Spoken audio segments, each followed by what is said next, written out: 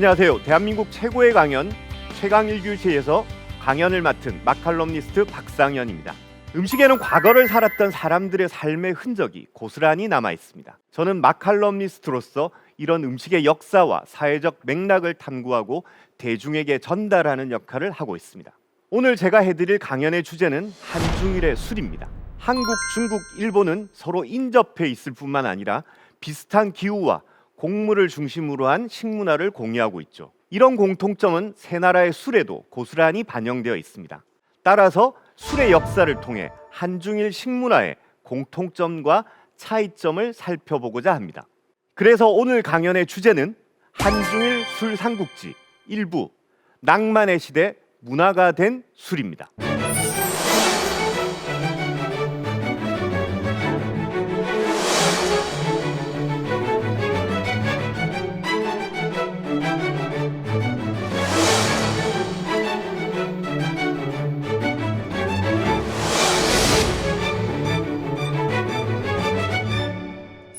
술을 이야기하기에 앞서서 과연 우리는 언제부터 술 이야기를 해야 되느냐를 좀 살펴볼 필요가 있는데요. 너무 그대로 흘러가면 과거 이야기만 하다가 현재 이야기를 놓치는 수가 있기 때문에 저는 어떤 특정 시점, 그러니까 15세기부터 한중일 술을 좀 비교하고자 합니다. 그럼 과연 왜 15세기부터냐? 우선 15세기 동아시아의 정세를 한번 살펴보면요.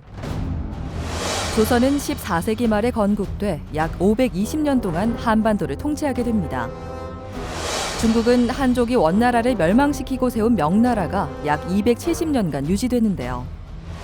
이후 만주족이 세운 청나라가 등장하고 약 290년간 왕조를 이어가게 됩니다. 일본의 경우 무로마치 막부 중기 이후 봉건 영주들의 치열한 주도권 다툼으로 내전의 시기로 접어듭니다. 오다 노부나가와 도요토미 히데요시가 등장하면서 전국시대의 혼란이 수습되고 이후 도쿠가와 이에야스가 세운 에도 막부가 265년 동안 유지되면서 평화로운 시기가 이어집니다. 한국, 중국, 일본 세 나라는 전쟁으로 인한 혼란을 비교적 빠르게 수습하고 이후 평화로운 시기를 맞이하게 됩니다. 이 평화로운 시대를 보내면서 결국 시절이 평안하게 되면 사람들이 학문과 문화와 그리고 예술에 힘쓰게 됩니다. 그래서 저는 이 시대를 이 중세의 낭만의 시대라고 칭하게 되는데요. 이 낭만의 시대에는 아무래도 주류 문화가 발달할 수밖에 없습니다. 지금 이 사진들을 보시면요, 왼쪽은 중국 명나라 시절의 주연의 모습이고 중간에 있는 것은 일본 에도 시대의 서민적인 술집의 풍경입니다. 오른쪽에 있는 것은 우리 조선 시대의 주막집 풍경입니다. 15세기부터 19세기 정도까지는 중국, 한국, 일본 모두 주류 문화가 굉장히 발달하게 되고 지배계급뿐만 아니라 대중들도 술을 즐기는 이런 시절이 돌아옵니다. 그러다 보니까 아무래도 수요가 많으니 공급이 늘어날 것이고 공급이 늘어나다 보면 술을 빚는 기술도 함께 발전하게 되겠죠. 자, 제가 15세기부터 한국, 중국, 일본의 술을 비교해 드리는 이유는 바로 이 시기에 오늘날 한국, 중국, 일본이 먹는 술의 원형이 확립되었다는 겁니다. 그래서 한국, 중국, 일본이 먹는 술은 크게 발효주와 증류주로 나뉘는데 먼저 우리나라에는 발효주에는 청주가 있고 증류주에는 소주가 있었습니다.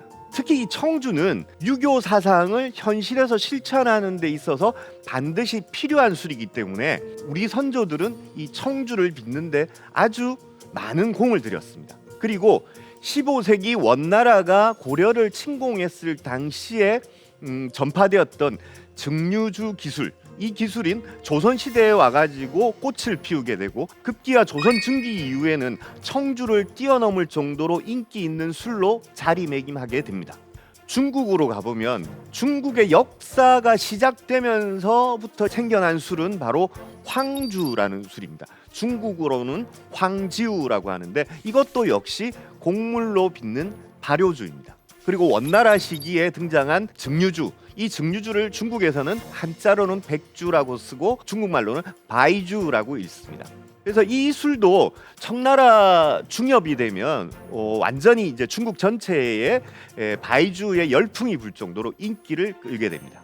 일본 같은 경우에는 전통적으로 이제 청주, 한자는 우리가 말하는 청주와 똑같지만 일본 말로는 사케라고 부르는데, 오랫동안 이 사케의 양조법이 발달하게 되는데, 무로마치 시대인 15세기에는 이미 교토 시내에 술집만 수백여 곳이 있을 정도로 양조 문화가 활발했습니다. 그리고 이때는 주로 사찰에서 승려들이 사케를 많이 빚었습니다. 그리고 18세기 정도가 되면 오늘날 사케의 양조법과 동일한 양조법이 확립되게 됩니다. 그만큼 사케가 발달하게 되죠. 그리고 일본에서는 이제 소주를 쇼츠라고 발음을 하는데, 일본의 쇼츠 같은 경우에는 16세기에 동남아에서 오늘날 오키나와인 류큐국으로 증류법이 전해지게 됩니다. 그리고 이 증류법은 17세기가 되면서 일본 열도의 최남단에 있는 큐슈로 전파되게 됩니다. 그리고 18세기가 되면 소주는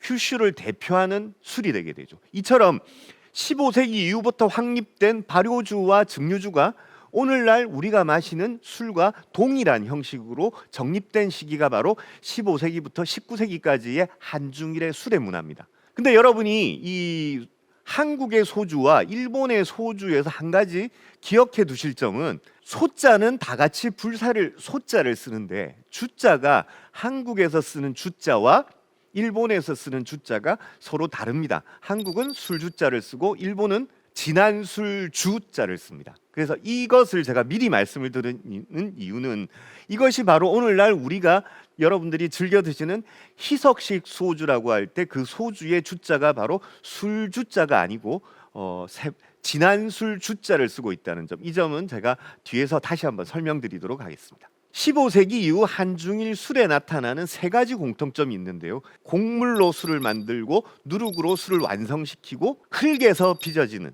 이런 모든 것들로 술은 시작된다는 것입니다. 그래서 곡물, 누룩, 흙, 이 세 가지는 한중일 술의 가장 근간이 되는 공통분모라고 할 수 있겠습니다. 우리가 뭔가를 재료를 가지고 새로운 것을 만드는 것을 대부분 만들다라고 표현을 하는데, 술에서는 유독 술을 만든다라고 하지 않고 술을 빚는다라고 합니다. 왜 그러냐? 어떤 무언가를 만든다라고 했을 때는 그 원래 재료가 사용되었던 재료들의 흔적이 남아 있습니다. 근데 술은 여러분 한번 보십시오.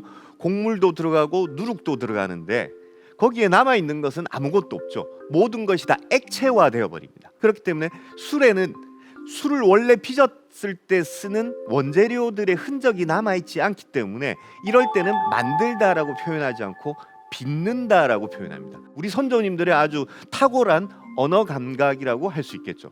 그러면 차라리 창조하다라고 하면 되지 않느냐라고 반문을 하실 수도 있는데, 창조하다라는 것은 전혀 없던 것에서, 즉 무에서 유를 창조할 때 창조하다는 표현을 씁니다. 하지만 술은 전에 없던 것이 아니라 쌀과 누룩과 물로써 새롭게 만들어내는 것이기 때문에 만들다, 창조하다라고 하지 않고 빚는다라고 표현합니다. 자, 한중일의 술은 가장 큰 공통점은 먼저 곡물로부터 출발한다는 점입니다. 한국, 중국, 일본이 즐기는 발효주, 증류주는 모두 곡물로 빚어집니다. 대표적으로 쌀, 보리, 조, 수수, 콩, 이런 곡물로 빚어지는데, 한국과 중국, 일본은 주식이 쌀 혹은 쌀 이외의 곡물들입니다. 이 곡물들로 쌀을 중심으로 한 밥상을 차리고 그 밥상 주위에 몇 가지 반찬이나 국과 찌개를 놓는 것이 공통된 어떤 식탁 문화라고 할 수 있습니다. 이처럼 주식이 곡물인데 이 주식인 곡물을 가지고 술을 빚었으니 한중일은 식문화뿐만 아니라 술 문화도 동일한 문화를 가지고 있는 셈이죠. 그리고 한중일 술의 출발은 곡물이지만 이 곡물이 술이 되도록 만들어주는, 술의 구조를 잡아주는 것은 누룩입니다.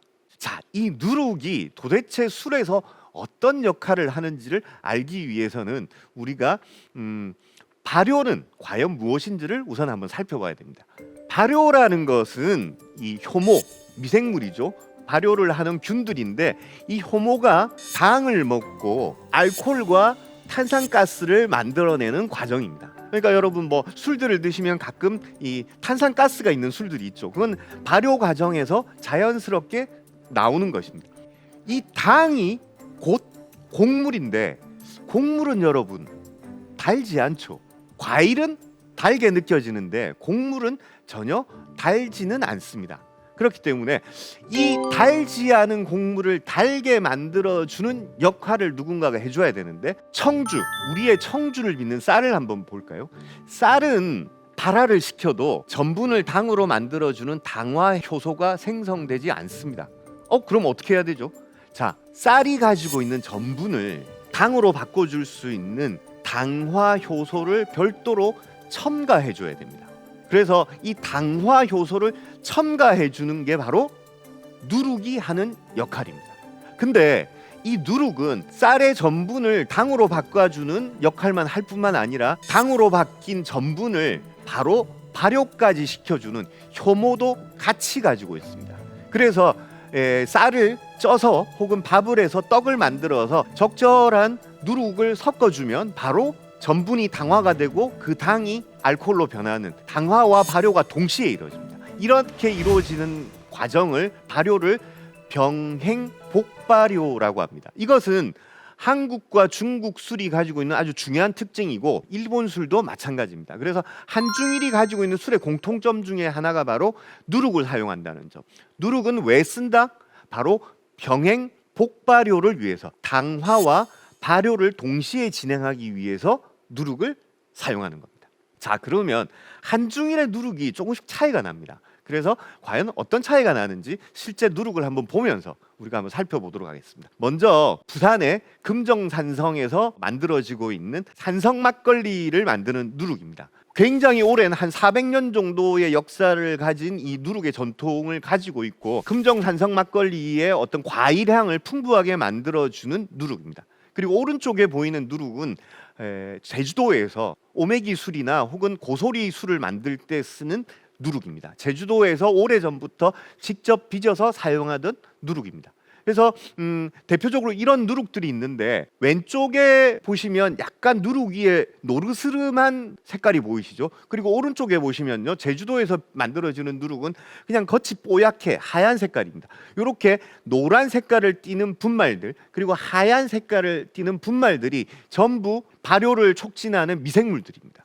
누룩을 빚으면 한 가지 문제가 있는 게 뭐냐면, 술을 발효를 시키는 데 필요한 미생물들만 들러붙는 게 아니라 우리 공기 중에 있는 다양한 잡균들도 들러붙게 됩니다. 그래서 이렇게 오른쪽에 보이는 누룩이든 왼쪽에 보이는 누룩이든 이렇게 탁 쪼개서 속을 들여다보면 거기에는 검은색도 보이고 노란색도 보이고 흰색도 보이고, 그러니까 각각의 다른 성질을 가진 미생물들이 여기에 분포하게 됩니다. 그러다 보니까 술을 만드는 과정에서 필요 없는 잡균들은 최소화시키고 발효에 필요한 균들만 활용하는, 그래야 술이 항상 일정하게 만들어지겠죠. 그러니까 이런 능력이 굉장히 요구됩니다. 그래서 누룩을 다룬다라는 것은 오랜 경험이 필요하고 그리고 그 경험 속에 녹거든 일종의 노하우가 필요하게 됩니다.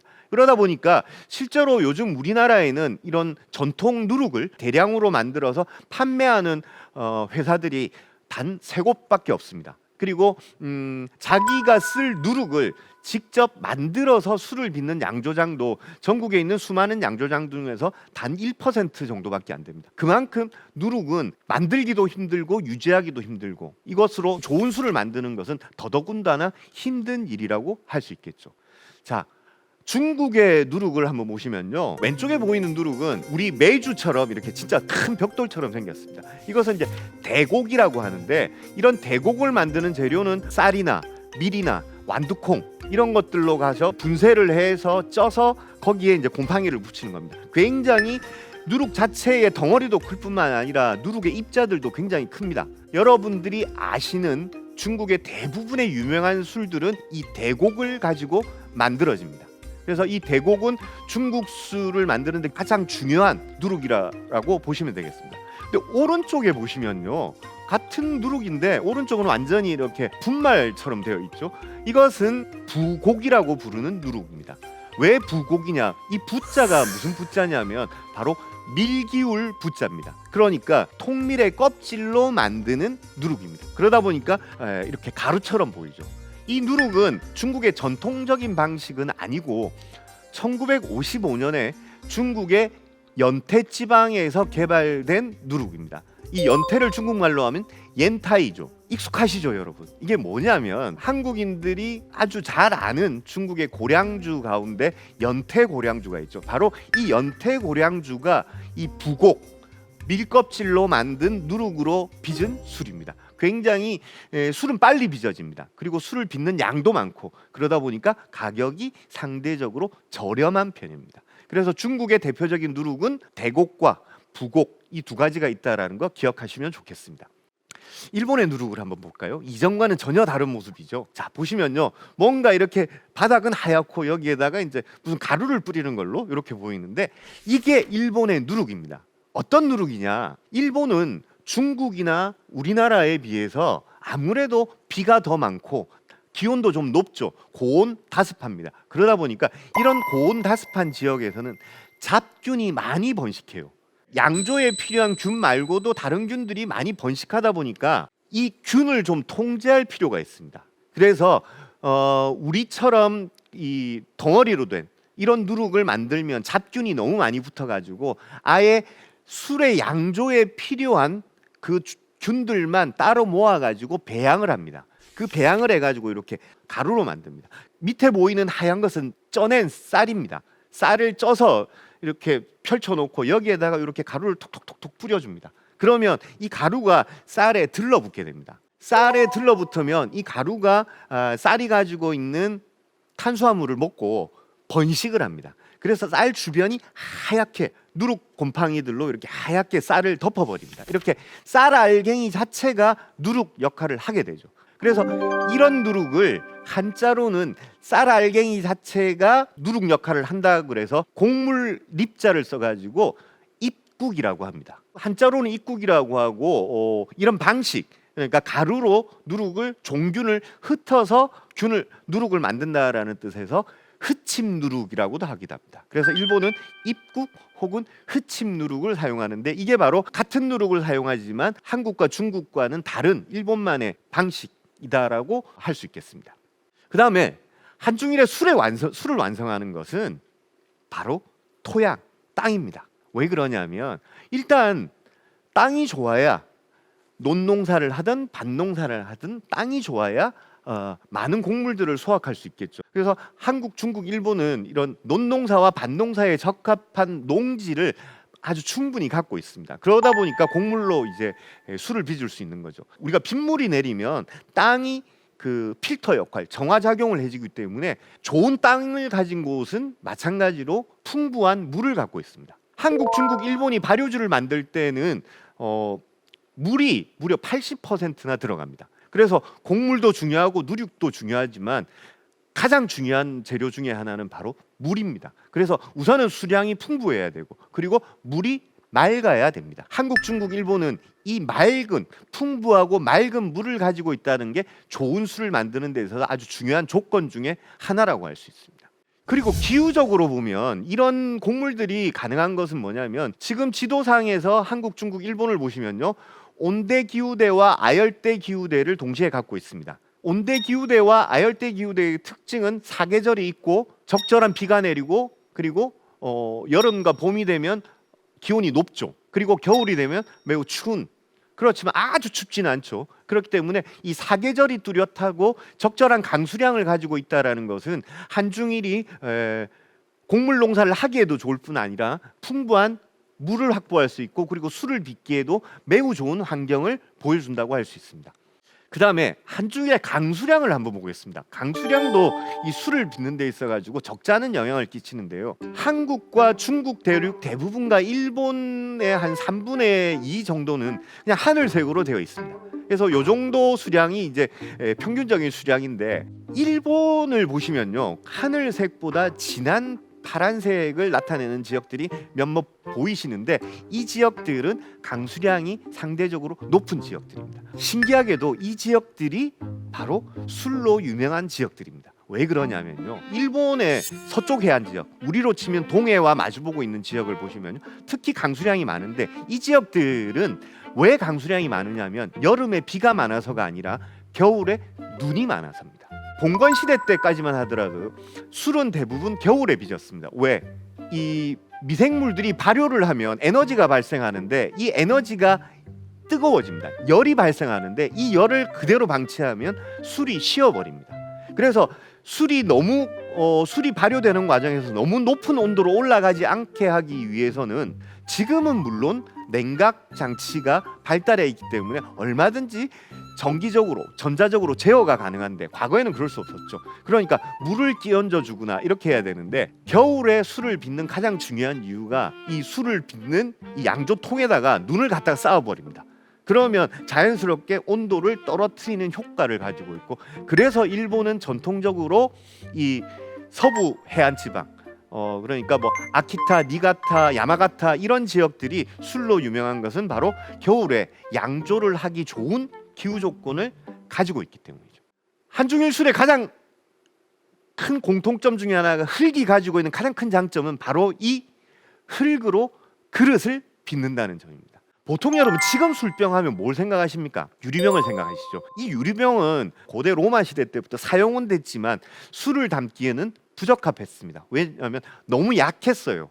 애지중지해야지 이거 잘못 따르면 금방 깨어져 버리고, 그래서 이거는 그러니까 집에 놓고 보는 용도로만 사용하지 이렇게 술을 담거나 이러지를 못했습니다. 술을 담을 수 있는, 여러분들이 요즘 보시는 와인병과 같은 것이 등장한 것은 16세기의 일입니다. 이것이 이제 와인을 담고 유통하는 데까지 쓰이게 된 것은 17세기부터입니다. 그러니까 유럽은 그 이전까지는 주로 나무통에다가 술을 담고 운반했던 거죠. 그런데 한중일은 어땠냐면요, 무려 8세기, 9세기부터 흙으로 그릇을 굽기 시작했습니다. 이미 10세기, 11세기로 들어오면요, 이것이 흙으로 빚은 술병과 술잔이 보편적으로 사용되기 시작합니다. 무려 유럽보다 500년 이상 빨랐던 거죠. 빨랐는데 이게 왜 그러냐면, 우리가 보통 도자기라고 부르는데 도자기는 도기와 자기를 합쳐서 부르는 말입니다. 이때 도기는 보통 우리가 여러분 국밥 드실 때 뚝배기 이런 거 생각하시면 됩니다. 무겁고 둔탁하고 잘 깨지죠. 근데 자기는 말 그대로 도자기는 얇고 가볍고 색을 잘 받아들이고 그리고 잘 깨지지 않죠. 이런 도자기가 만들어지기 위해서는 이 그릇을 굽는 온도가 아주 높아야 됩니다. 어느 정도 높아야 되느냐? 무려 1200도에서 1400도 정도까지 불을 올려야 되는데, 예전에 여러분 연료라고 해봐야 뭐밖에 없습니까? 장작밖에 없습니다. 땅에서 얻은 장작밖에 없는데, 이 장작을 불을 떼 가지고 이 온도로 높인다는 것은 당시에는 굉장히 하이 테크놀로지였습니다. 지금 반도체 기술, 핸드폰을 만드는 기술 못지않게 아주 기술력이 요구되는 분야였기 때문에 이렇게 그릇을 빚는 것은 쉽지 않은 일이었습니다. 그런데 한국, 중국은 이미 10세기부터 했고 뒤늦게 받아들인 일본도 16세기부터 이런 도자기를 구울 수 있었기 때문에 흙은 한중일의 술을 비교하는 아주 중요한 공통점이라고 할 수 있겠습니다. 자, 그러면 이 한중일을 대표하는 발효주인 황주, 사케, 청주를 한번 살펴보겠습니다. 중국의 황주 역시 우리 청주처럼 곡물, 누룩, 물 이 세 가지로 빚습니다. 이 황주는 쌀을 쓰기도 하고 조를 쓰기도 하고 그 외에 다양한 곡물을 쓰기도 합니다. 그런데 이 황주는 오른쪽에 보시는 그림처럼 항아리에 넣어가지고 장기 숙성을 합니다. 이렇게 장기 숙성을 시키는 동안에 맑았던 술이 황색으로, 호박색으로 변하게 됩니다. 그래서 시중에 판매될 때는 호박색을 갖기 때문에 황주라고 부릅니다. 중국의 황주는 맑고 순하고 부드럽습니다. 그리고 6가지 맛을 가지고 있습니다. 단맛, 신맛, 짠맛, 매운맛, 신선한 맛, 떫은 맛까지 이 6가지 맛을 가지고 있기 때문에 굉장히 복합적인 맛을 누릴 수가 있습니다. 그래서 중국은 사실은 이 황주는 중국의 역사가 시작되면서부터 지금까지도 이렇게 이어져 오고 있는데, 중국인들은 굉장히 자랑스러운 문화유산이라고 말들은 하고 있는데, 한 가지 중국 사람들 입장에서 보면 안타까운 사실은 이 황주의 소비량이 중국에서 그렇게 많지 않습니다. 대부분 지금 중국 사람들은 맥주와 그리고 백주와 그리고 와인을 즐겨 먹고 중국 전체 술 소비량에서 이 황주는 고작 1%밖에 안 됩니다. 이 황주는 예전에 청나라 시대에는 북주와 남주로 이렇게 나뉘는데 이 둘을 나누는 기준은 바로 양쯔강입니다. 양쯔강의 위쪽에서 만들어지는 술을 북주라고 했고 양쯔강의 남쪽에서 만들어지는 술을 남주라고 합니다. 북주의 대표적인 도시는 바로 베이징이죠. 그리고 남주의 대표적인 도시는 바로 상하이죠. 그래서 이런 지역에서 만들어지는데 어느 지역에서 만들어지든지 간에 청나라 때는 이 술들이 이제 다른 지역에 이렇게 판매가 됐습니다. 근데 문제는 남주의 술들은 북주로 올라가더라도 북주의 날씨가 서늘하기 때문에 변질될 염려가 없었습니다. 근데 북주의 술들은 서늘한 상태에서 만들어졌다가 덥고 습한 남쪽으로 내려가니까 술이 자꾸 변질이 됩니다. 그러다 보니까 결국 중국의 황주는 남주가 장악을 하게 되죠. 그래서 여러분들이 중국의 황주 그러면 제일 쉽게 생각하는 거, 우리에게 가장 익숙한 것은 바로 소홍주라고 하는데, 이 소홍이라는 것은 중국의 저장성에 있는 지역 명칭입니다.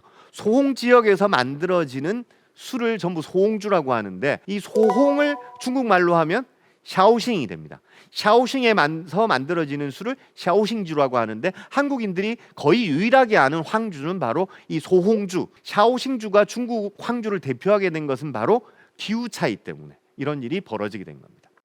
그 다음에 일본의 발효주인 사케를 한번 보겠습니다. 일본의 사케는 이미 18세기에 굉장히 과학적이고 체계적으로 빚어지기 시작합니다. 이 18세기에 만들어진 양조법이 지금까지도 거의 원형 그대로 전해되고 있습니다. 지금 여러분 그림에서 보면 구체적으로 어떤 과정인지는 잘 모르겠지만 굉장히 분업화되어 있고 많은 사람들이 양조에 매달린다는 것을 알 수 있을 겁니다. 그리고 이 18세기에 굉장히 중요한 제도가 하나 등장하는데 그게 바로 도지라는 이 직업입니다. 이 도지가 뭐냐면 이 술을 만드는 전체를 총괄하는 일종의 총괄 디렉터 역할을 하는 사람인데, 도지가 누구냐에 따라서 술의 스타일이 완전히 달라지기도 합니다. 그래서 일본에는 매년 이 누가 어느 양조장의 도지가 됐더라는 게 굉장히 중요한 소문처럼 퍼지게 됩니다.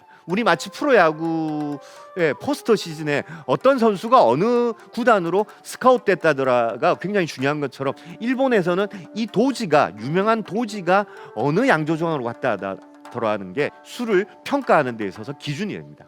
그리고 일본은 철저하게 술을 빚는 것을 그 계절의 변화에 따라서 따라가게 됩니다. 그리고 이 계절에 순응하면서 쌀로 빚는 궁극의 술 사케를 만들어내게 되는데요. 우리가 보통 한 해를 어떻게 기준으로 잡습니까? 1월 1일부터 12월 31일까지를 그 해라 한 1년이라고 보죠. 근데 일본에서 주조년도라고 표현하는 한 해는 7월 1일부터 이듬해 6월 30일까지입니다. 왜 그러냐면 술을 빚는 것이 7월 1일부터 양조장을 청소하고 술통을 씻고 그러다 보면 가을에 되면 쌀을 수확하고 이러면서 이제 술 빚는 일들이 철저하게 계절을 따라서 이렇게 이루어집니다. 그래서 이 계절에 순응하면서 최고의 술들을 만들어내는데, 지금 사진에서 보시는 이게 뭐냐면 일본 말로 스기타마라고 하는데, 스기는 삼나무입니다. 그리고 타마는 구슬인데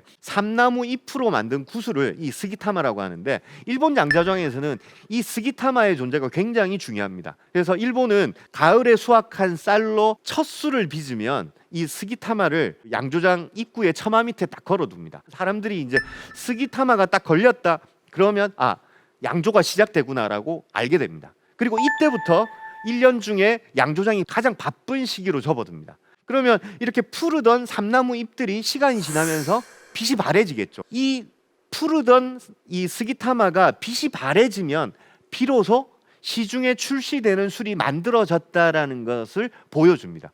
굉장히 훌륭한 사인보드였던 셈이죠.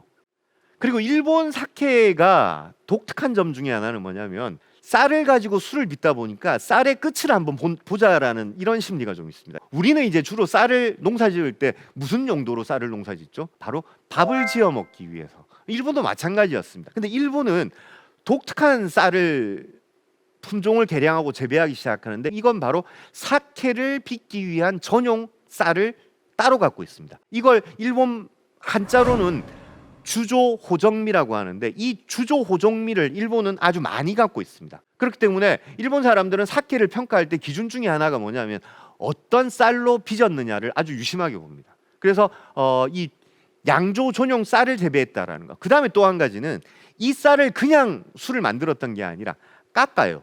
쌀을 자꾸 깎습니다. 왜 깎느냐 하면 쌀에는 대부분은 이제 전분, 탄수화물인데 그 외에 단백질도 있고 지방도 있습니다. 근데 이런 술을 빚을 때는 전분만 있으면 됩니다. 나머지 요소들은 필요 없고 그것들은 있어봐야 술을 만드는데 하나도 도움이 안 되고 오히려 잔미만 늘어나게 합니다. 보통 술을 빚는데 필요 없는 것들은 쌀 아래 바깥쪽에 많이 몰려 있습니다. 그러니까 이걸 자꾸 깎아내죠. 그럼 중심부로 들어갈수록 술을 빚는데 꼭 필요한 전분만 남게 돼요. 그래서 자꾸 깎습니다. 그래서 일본 술에서는 쌀을 얼마나 깎았느냐가 술을 평가하는 중요한 기준이 되는데 에도 시대 때까지는 20세기 접어드는 그 순간까지는 무려 50%까지 깎았습니다. 쌀의 절반을 날려버리는 거죠. 절반을 날린 술들은 일본에서 이제 제일 상급의 술이라고 했는데 요즘은 여러분 얼마까지 깎는 술이 나왔냐면 무려 70% 이상 깎아냅니다. 그러면 쌀알 한 톨에서 70% 깎아내고 중앙에 남아있는 20-30%만 가지고 술을 만드는, 그러니까 이만큼 일본 사람들 특유의 어떤 끝을 보는 이런 기질이 이 사케에는 아주 잘 나타나고 있다고 보시면 되겠습니다. 아울러 일본은 일본에서 생산된 재료와 일본에서 만들어진 술만 일본주 니온슈라고 이렇게 붙여줍니다. 그리고 JSS라는 마크를 붙여주고 각 지역마다 지리적 표시제가 있어가지고 그 지역 술들은 그 지역에서 만들어져야 되고 그렇게 만들어진 술에 한해서만 이 지리적 표시제에 의한 마크를 붙여주는, 이러면서 이제 일본 술의 전국적인 어떤 술의 수준을 평균 잘 유지할 수 있도록 노력을 많이 하고 있습니다.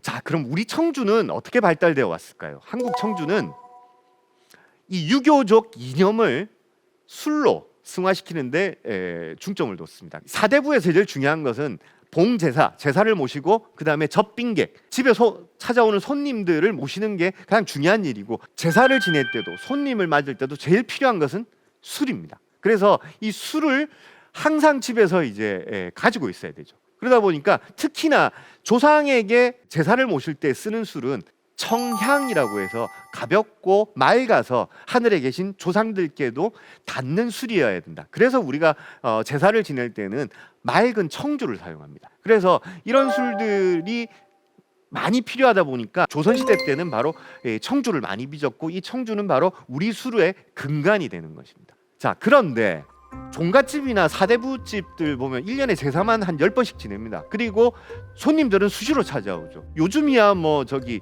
인터넷으로 구입을 할 수도 있고 마트나 가까운 마트에 가 술을 구입할 수 있는데, 조선시대는 어디 그렇지가 않죠. 그러다 보니까 제사를 지낼 때마다 손님이 올 때마다 술을 구입할 수가 없으니까 집집마다 술을 빚기 시작합니다. 그 지역에서 나는 어떤 그 특산물들, 그리고 그 계절에 맞는 식재료들, 이런 것들을 활용해 가지고 집집마다 자기 스타일의 술을 빚기 시작합니다. 그래서 집집마다 술을 빚었다, 집집마다 술 맛이 다르다라고 해서 이를 가양주라고 합니다. 그래서 조선시대는 정말 이 가양주 문화가 꽃을 피웠던 시기고, 우리나라의 문헌들, 일테면 뭐 음식 디미방, 그 다음에 산림경제, 이몽경제지, 그리고 뭐 수은잡방, 이런 우리 조선시대의 고서적들에 등장하는 술의 종류만 하더라도 무려 450여 가지가 넘습니다. 술의 종류만 나열된 것이 아니라 그 술을 빚는 방법들까지 세세하게 적혀 있습니다.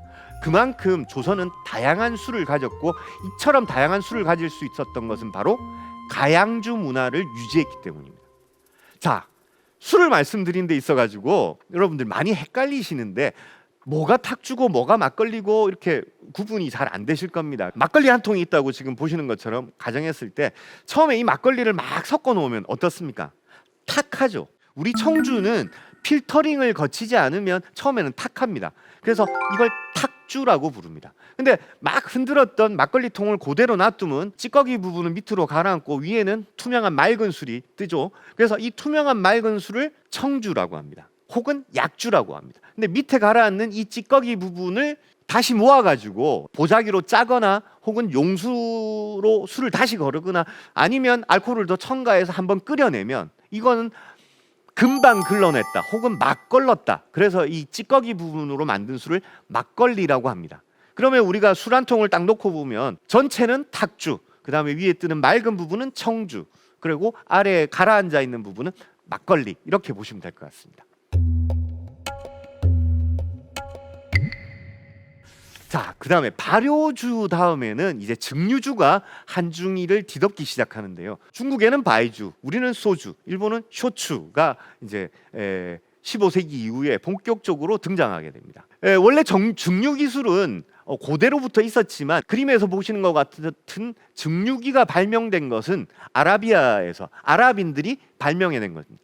이 증류기가 발명된 이유는 이슬람 교도들은 술을 안 마시죠. 술을 빚기 위해서 이 증류기가 만들어진 게 아니라 바로 향수를 만들기 위해서, 향을, 액기스를 얻기 위해서 이런 증류기를 만들었습니다. 근데 이런 증류기가 십자군 원정 때 이 유럽 사람들이 그 아라비아를 침공하고 나서 이 증류기를 발견합니다. 그리고 이 증류 기술을 유럽으로 갖고 가죠. 그리고 이 증류 기술로 탄생한 것이 바로 위스키, 꼬냑, 브랜디, 보드카, 이런 술들입니다. 그리고 징기스칸 이후에 몽골 제국이 이제 엄청난 영토를 확장하게 되죠. 이러면서 이 원나라가 유럽까지 가면서 특히 러시아 쪽으로 가면서 뭘 보게 되냐면 바로 아랍인들이 발명했던 증류기를 가지고 만든 보드카를 발견하게 됩니다. 이 보드카는 정말 원나라 사람들한테는 정말 놀라운 기술이었던 게 뭐냐면, 원나라 사람, 몽골족들도 술을 먹었습니다. 근데 어떤 술이었냐면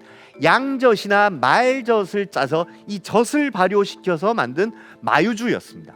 그러니까 우유를 발효시켜서 만든 술이었는데 우유는 발효를 시켜봐야 1, 2도 정도밖에 도수가 안 나왔습니다. 그러니까 도수가 아주 낮은 술이었고, 도수가 낮다 보니까 술이 자주 변질됩니다. 그러니까 이것은 오래 장기 보관을 못하죠. 이런 상태에서 원나라 사람들이 이 증류기를 보니까 시쳇말로 정말 신받다가 되는 겁니다. 그래서 이걸 가져와 가지고 원나라 사람들이 이제 증류 기술을 도입하게 되고, 이 원나라의 증류 기술은 결국 어디까지 오느냐? 바로 우리 한반도까지 전파가 되게 되죠. 그게 언제 들어오냐면요, 바로 고려 시대 때 13세기 초가 되면 우리가 이제 몽골의 침입을 받죠.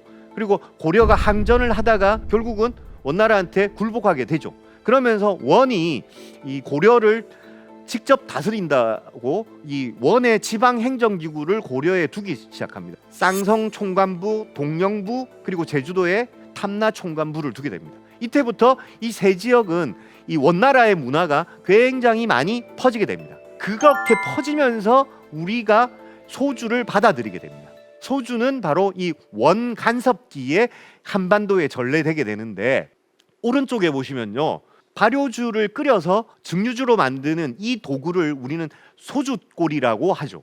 소주꼬리 혹은 고조리라고 합니다. 제주도에서는 이것을 고소리라고 합니다. 증류주를 만드는 도구도 고소리고, 이렇게 고소리에서 받아낸 제주식 증류주도 고소리주라고 합니다. 제주도의 현무암, 검은 흙이 많습니다. 그러다 보니까 이 고소리도 검은 흙이 많이 들어가가지고 이렇게 아주 검은 빛이 나는데, 이게 바로 13세기 탐라 총관부 시절부터 지금까지도 실제로 제주식 소주를 증류하는 데 사용되는 고소리입니다. 그래서 굉장히 중요한 어떤 문화적 가치를 가진 유물이다, 유산이다라고 말할 수 있겠는데, 그런데 이 소주가 원나라의 간섭기에 고려에 들어왔는데, 이게 처음에는 조선시대는 조선 초기나 중기까지는 청주를 더 좋아하고 탁주를 더 좋아하고 막걸리를 더 좋아했습니다. 그랬는데 조선 후기가 되면요, 이 조선 우리 선조들이 이 증류주에 열을 올리기 시작합니다. 증류주를 굉장히 좋아하게 되는데, 그러다 보니까 지금 그림에서 보시는 술들은 고려 시대 때부터 우리나라를 대표하는 증류주인데, 이 증류주들이 지금도 우리 전통주에서 굉장히 인기가 많은 술들입니다. 왼쪽에 보이시는 가목로, 중력고, 이강주, 이 세 가지 술은 바로 육당 최남선이 1946년에 조선 상식 문답에서 조선의 3대 명주로 꼽았던 술입니다. 지금도 이 세 개는 조선 3대 명주라고 마케팅하면서 굉장히 인기가 많은 술입니다. 그리고 옆에 보이는 안동소주, 그리고 제주도의 고소리술, 이런 술들은 고려 시대 때부터 지금까지 그 명맥을 유지하고 있는 우리 전통 소주라고 할 수 있고, 그 다음에 가장 오른쪽에 보이는 삼해소주는 서울 마포에서 만들어지던 소주인데, 삼해주를 증류해서 만든 술이 바로 삼해소주입니다. 근데 이 삼해소주가 조선 후기가 되면 서울에서 가장 인기 많은 술이 됩니다. 그래서 서울의 조선 후기에는 이 지위 고하를 막론하고 이 삼해소주를 굉장히 좋아했습니다. 그래서 여러분, 지금 보이시는 이 소주들은 바로 소주의 매력에 흠뻑 빠진 우리 선조들이 남긴 전통주고, 이 소주들은 지금도 굉장히 인기가 많은 우리 전통주라고 알고 계시면 되겠습니다. 중국 같은 경우에 여러분, 중국의 백주는 장예모 감독의 1989년작 붉은 수수바, 이 영화가 아마 많은 분들이 알고 계실 겁니다. 이게 뭐냐면 바로 중국의 백주를 빚는 집안의 이야기를 그렸는데, 근데 왜 붉은 수수밭이냐?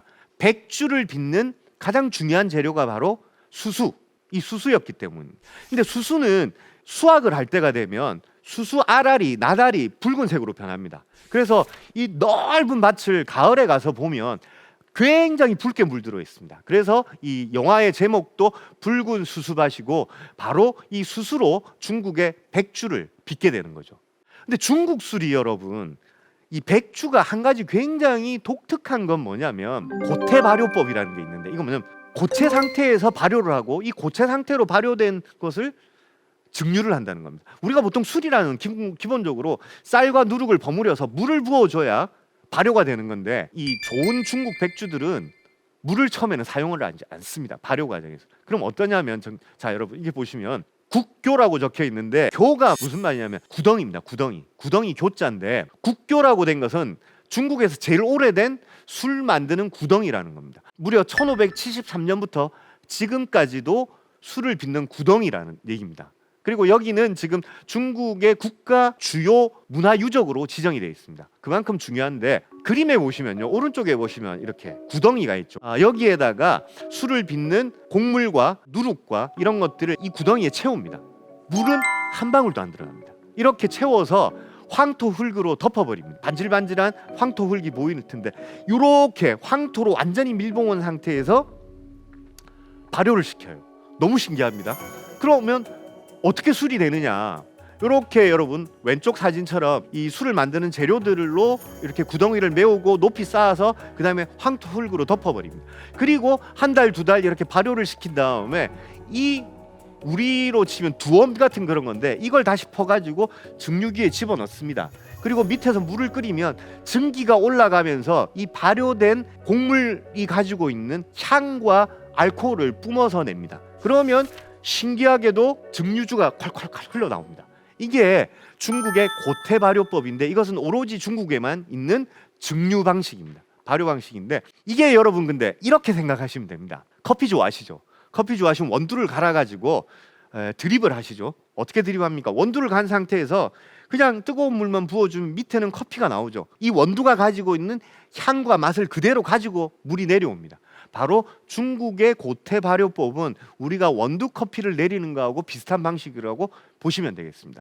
제 사진을 여기 담아 놓은 건 뭐냐면, 이 국교를 빚는 이 구덩이는 중국의 국가 유적으로 지정되어 있어서 아무나 못 들어가는데, 제가 여기에 들어갈 수 있는 영광이 있어가지고 실제로 450년 된 구덩이에서 발효시킨 것을 먹을 수 있었는데, 사실은 이 술은 중국의 국가적인 보물이기 때문에 판매되는 술은 아닙니다. 실제로 판매됐을 때는 뭐 부르는 게 값일 정도여서 제가 이걸 마실 수 있는 영광이 있었고, 뒤에 그 술을 양조하는 직원들은 저를 굉장히 부러운 눈으로 바라보고 있는 그런 장면입니다. 그래서 이제 중국 술은 정말 이렇게 맑고 투명한 구덩이에서 이렇게 발효시킨 것을 증류시켰는데, 정말 맑고 향기로운 술이 나오고, 그리고 도수가 높죠. 보통 우리가 유럽의 위스키 같은 경우에는 40도에서 45도 정도로 판매를 하는데, 중국 술들은 52도에서 54도 정도 아주 고도주를 이렇게 이제 판매를 하고 있습니다. 그래서 향이 굉장히 진하고 그다음에 맛도 굉장히 탁월하다고 할 수 있겠습니다.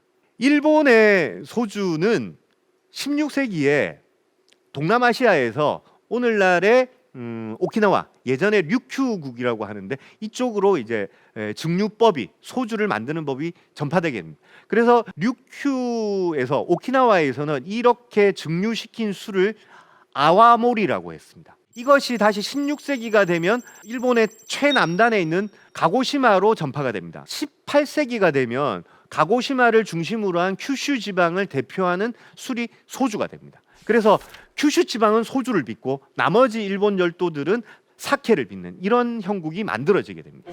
가고시마의 이 아와모리는 아주 독특한 것 중에 하나가 우리가 먹는 쌀은 왼쪽에 보이시는 것 같이 길이가 짧고 동글동글하게 생긴 이런 쌀들인데 이런 쌀들을 학명으로는 자포니카라고 합니다. 그런데 오른쪽에 보이시는 쌀은 우리가 월남쌀, 안남미라고 하는 길이가 길고 홀쭉하죠. 그리고 찰기가 없습니다. 요것은 학명으로는 인디카라고 합니다. 그런데 굉장히 흥미로운 것은 오키나와에서는 바로 우리가 쌀로 먹는 이런 자포니카로 술을 빚는 게 아니라 안남미로 인디카로 술을 빚습니다. 왜?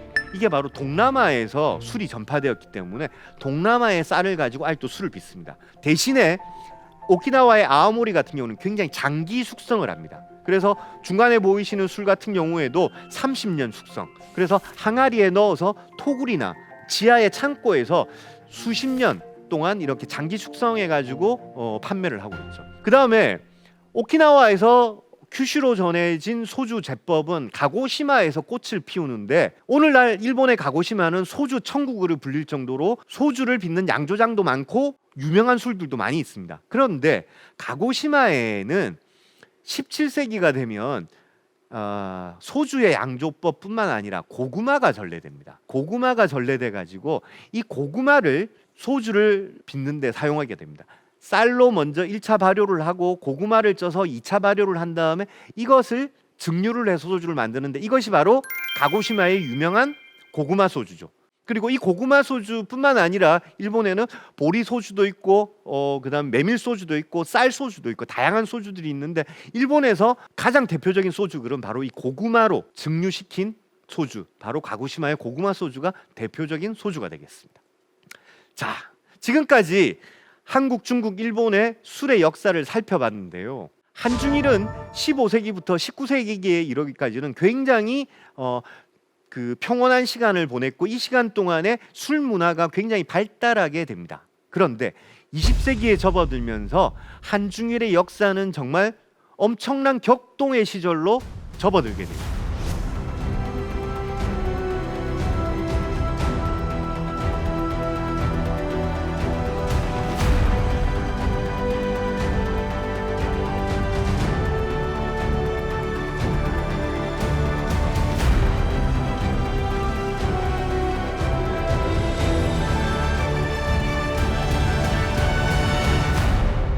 그러니까 이렇게 격동의 근대를 맞이한 한중일이다 보니 술은 그 역사의 흐름에 휩쓸릴 수밖에 없습니다.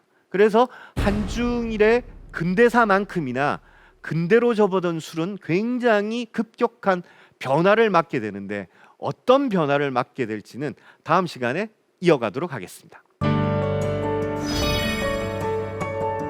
술은 한국, 중국, 일본 식문화의 원형이다. 의식주 중에서 옷과 건축은 남지만 음식은 사라지는 것이 숙명입니다. 음식은 기록될 수 있어도 전승되지는 않습니다. 하지만 술은 다릅니다. 좋은 술은 100년의 세월을 버틸 수 있으며 술을 빚는 방식과 미생물은 수백 년 동안 건재합니다. 따라서 술에는 한중일 세 나라의 식문화의 원형이 고스란히 남아 있으며 이는 세계적으로 매우 가치 있는 문화적 자산입니다. 지금까지 대한민국 최고의 강연 최광일 교수의 박상현이었습니다. 고맙습니다.